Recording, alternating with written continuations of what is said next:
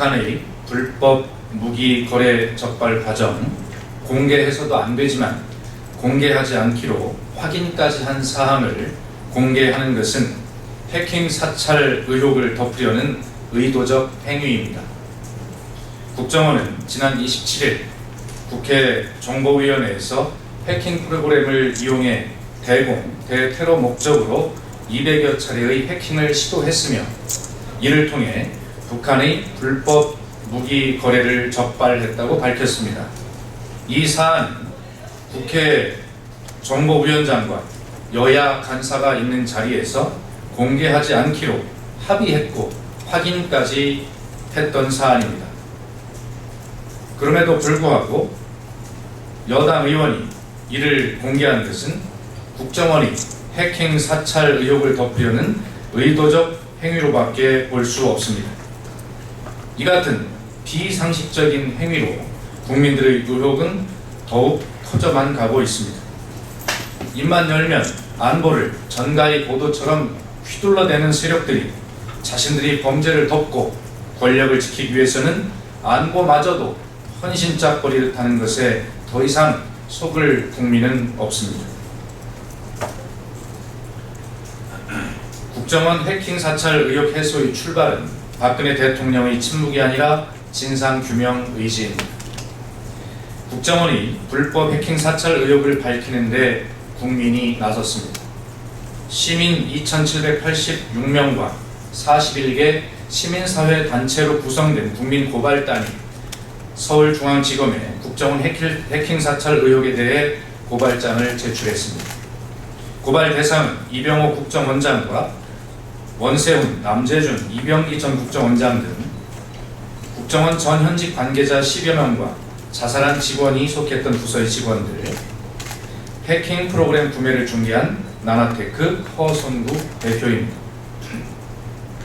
국민고발단 고발장에서 불법으로 해킹 프로그램을 도입한 것과 대통령의 승인이나 법원의 허가 없이 강청한 것에 대해 통신비밀보호법 위반, 악성 코드를 유포하고 통신망에 침입한 것에 대해 정보통신망법 위반, 직권을 남용해 사생활을 침해한 것에 대해 국가정보원법 위반의 혐의를 적시했습니다.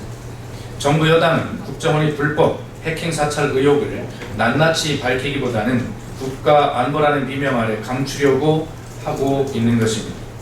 국정원도 수사에 적극 협조하기보다는 국회의 자료 제출 요구도 거부하고 변명으로 일관하고 있을 뿐입니다. 이제는 박근혜 대통령이 나서야 할 때입니다. 박근혜 대통령은 한나라당 대표 시절인 2005년 도청이 없어졌다고 주장하려면 국민이 믿을 수 있을 때까지 스스로 증명해 보여야 한다라고 말씀하셨지만 지금은 침묵하고 계십니다. 철저한 진상규명과 재발방지 대책을 마련하기 위해서는 박근혜 대통령의 의지가 무엇보다 필요한 시점입니다. 우편연적 가치를 학생들에게 세뇌시키려는 박근혜 정권의 교육정책은 즉각 중단되어야만 합니다.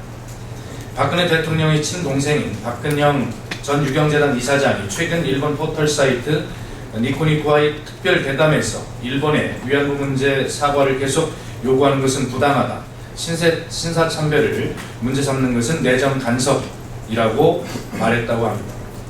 망언도 세상에 이런 망언이 없습니다. 이것이 일제 침략으로 수많은 민족 선열이 희생당하고 탄압받은 대한민국의 대통령 친동생이 가질 수 있는 역사관인지 의문스럽습니다.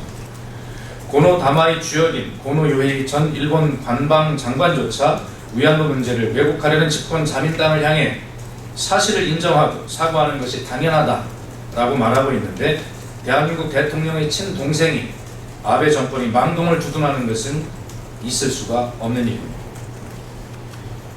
이 시점에 박근혜 대통령과 새누리당은 뉴라이트 식민사관의 기초에 친일 독재를 비화하는 내용이 기술된 한국사 국정교과서를 다시 추진하려고 하고 있습니다.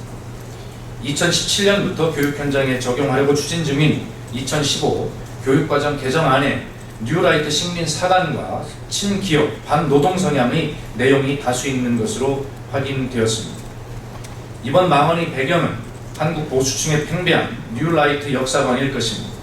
이러한 우편향적 역사관을 학생들에게 세뇌시키려는 박근혜 정권의 교육정책은 즉각 중단되어야 합니다. 국내 5위 재벌그룹 롯데에서 형제인안이 발발했습니다. 돈 앞에서는 혈육도 없고 국민 무서운 줄도 모르는 재벌이 민낯이 백일하에 드러나고 있습니다. 안방 극장에서 방영되는 삼류 드라마보다 못한 모습에 국민들이 탄식마저 들려오고 있습니다.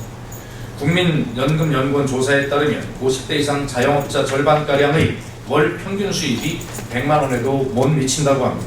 게다가 6월 기준 청년 실업률은 10%를 넘어서고 있습니다. 정부의 재벌과 대기업에 대한 특혜성 규제 완화와 정책 지원이 서민 경제에 대한 낙수 효과로 이어질 것이라는 주장은 거짓말로 드러났고 재벌가는 재산 상속, 경영권 승계 과정에서 고륙 상쟁을 벌이고 있는 것입니다. 국민들이 지갑은 얇아지고 나라 곳간은 텅텅 비어가고 있습니다. 박근혜 정부는 재벌 대기업 정책이 시대착오적이라는 것을 인정하고 새정치민주연합이 일관되게 주장하고 대통령도 지난 선거에서 공약한 경제민주화 정책이 두 국민으로 갈라진 대한민국을 온 국민으로 통합해낼 지름길이라는 것을 명심하기 바랍니다.